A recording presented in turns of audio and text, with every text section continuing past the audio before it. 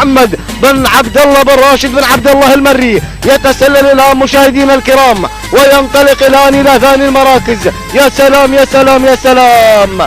المركز الثالث وصول ايضا من حمد بن راشد بن سلعان المري، يتواصل بن سلعان على ثالث المراكز. المركز الرابع علي بن محمد بن عبد الله بن محمد الزعبي شقيق راشد الزعبي الذي انتزع السيارة في الشوط الماضي، هو الآن ينطلق مشاهدينا الكرام.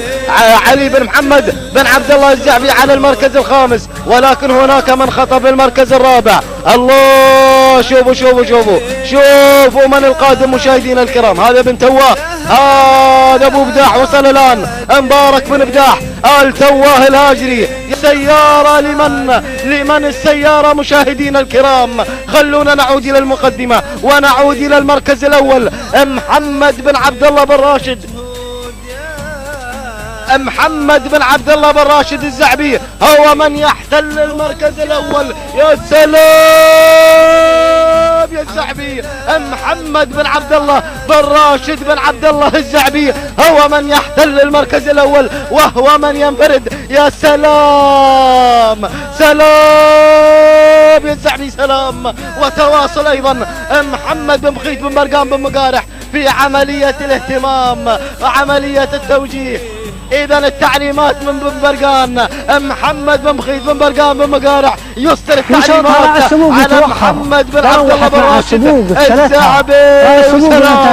سلام ينتزع المركز الأول الزعبي مرة أخرى. مشاهدينا الكرام، ينتزع محمد بن عبد الله بن راشد بن عبد الله الزعبي ناموس هذا الشوط بدون أي منافس على الإطلاق. والسيارة إذا عندك الزعبي. تهانينا من الأعماق نقول مبروك للسيد محمد بن عبد الله الزعبي على هذا الفوز المستحق. وهنا أيضا يرمي بالعصا عاليا محتفلا بالمركز الأول. تهانينا والناموس.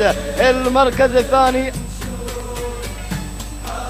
جاء في حمد بن راشد بن سلعان المري. المركز الثالث مبارك بن بداح التواه الهاجري. المركز تمنيت لو تكون هذه اللقطة مصورة.